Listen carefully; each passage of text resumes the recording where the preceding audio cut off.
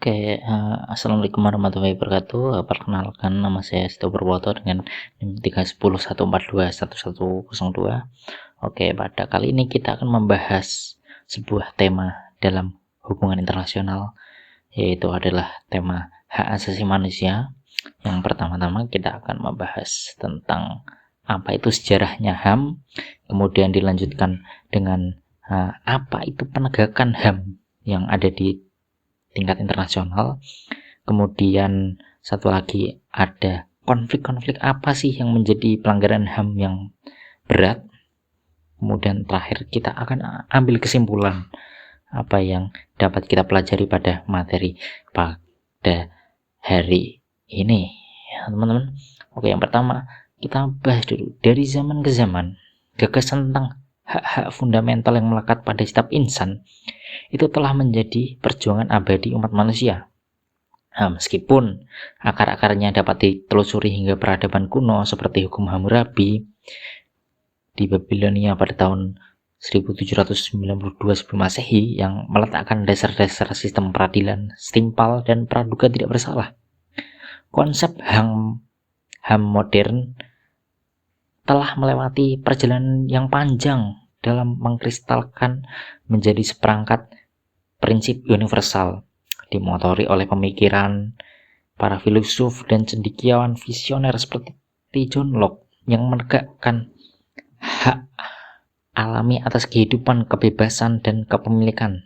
Evolusi HAM telah membentang melalui 3 generasi yang mencakup spektrum luas hak-hak sipil, politik, ekonomi, sosial, budaya, hingga hak-hak kolektif atas pembangunan, perdamaian, dan lingkungan yang bersih. Kemudian jika kita melihat dari sejarahnya HAM ini tuh udah dikenal oleh sejak zaman dulu. Konsep bahwa ide tanpa memandang warna kulit, kewarganegaraan, jenis kelamin, bahwa setiap individu itu mempunyai hak-hak dasar yang tidak dapat dipisahkan dari mereka, karena hak-hak tersebut merupakan pemberian Tuhan. Kemudian dalam perjalanannya HAM itu telah melalui 3 generasi evolusi. Yang pertama adalah generasi hak-hak klasik, hak dasar, termasuk hak hidup, kesehatan, kebebasan bergerak, dan kepemilikan pribadi. Kemudian di generasi kedua muncul hak ekonomi, sosial, budaya yang seperti diantaranya adalah pekerjaan, kemudian pendidikan, kesehatan, dan yang terakhir generasi ketiga hak-hak kolektif mulai muncul. Hak solidaritas yang mencakup hak atas pembangunan, perdamaian, dan lingkungan yang bersih. Puncak penting dalam sejarah HAM adalah penandatanganan deklarasi hak universal asasi manusia pada tahun 1948 bulan Desember yang menetapkan hak-hak standar yang harus dihormati secara global. Sejarah mencatat bahwa HAM sudah ada sejak hukum Hammurabi. Yang Hammurabi sendiri merupakan dokumen tertulis tertua yang dibuat oleh Hammurabi di Babilonia kuno. Prasasti setinggi 2,25 meter ini berisi tentang 282 peraturan yang mencakup aspek-aspek kehidupan, termasuk perdagangan, perbudakan, hubungan keluarga, serta adanya istilah prinsip, yakni mata diganti mata, gigi diganti gigi. Dan hukum ini mencerminkan sistem hukuman yang setimpal. Hukum ini sendiri merupakan awal menuju sistem peradilan yang adil, dengan prinsip bahwa terdakwa dianggap tidak bersalah sampai terbukti bersalah. Prasasti ini kini menjadi bagian dari koleksi Museum Louvre di Prancis. Kemudian yang ketiga, penegakan HAM di dalam masyarakat internasional. Di dunia yang seringkali dilanda konflik dan ketidakadilan ini, penegakan HAM menjadi salah satu kebutuhan yang mendesak. Untuk mewujudkan keadilan global, berbagai lembaga internasional telah didirikan, seperti Mahkamah Pidana Internasional, Mahkamah Hak Asasi Manusia Eropa, dan dua contoh pengadilan internasional adalah contoh dari para pengadilan internasional yang berdiri sebagai benteng terakhir bagi keadilan.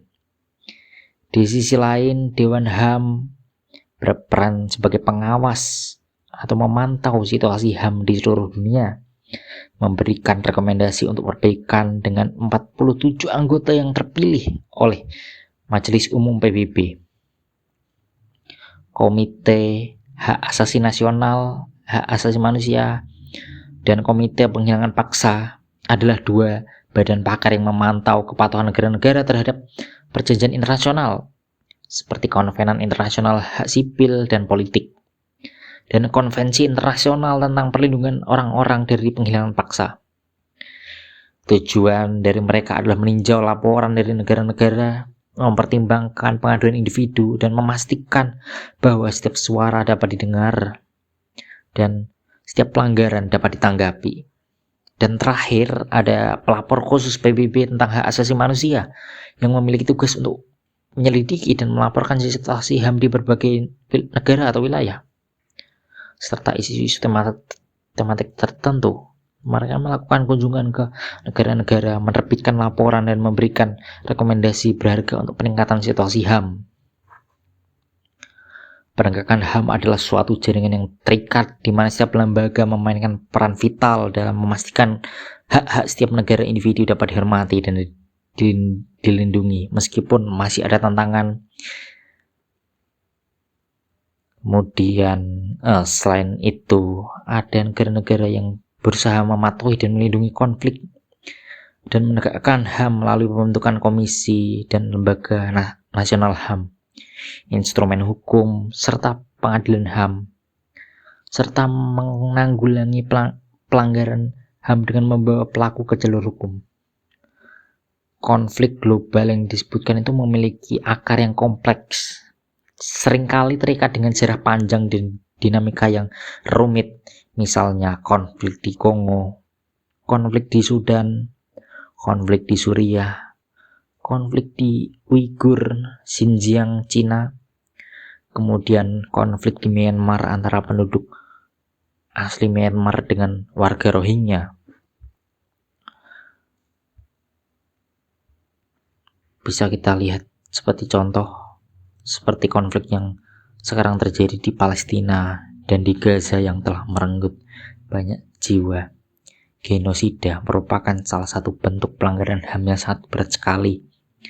Dan kita sebagai manusia, saya rasa entah tak peduli apapun agamamu, baik Islam, Hindu, Kristen, Konghucu, ketika kamu melihat yang terjadi di Gaza, kalau hatimu tidak bergetar, kalau hatimu tidak terenyuh, maka artinya kamu bukan manusia.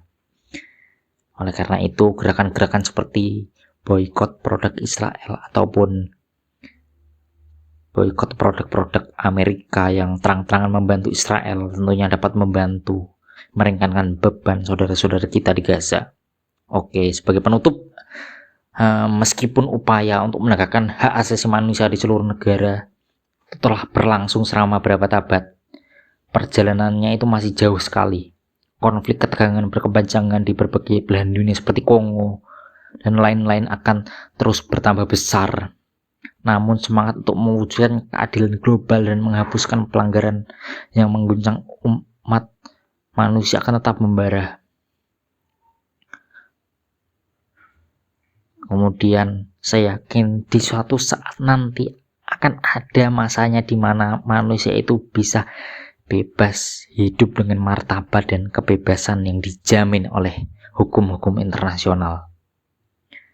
Oke, sekian saja materi yang telah saya sampaikan.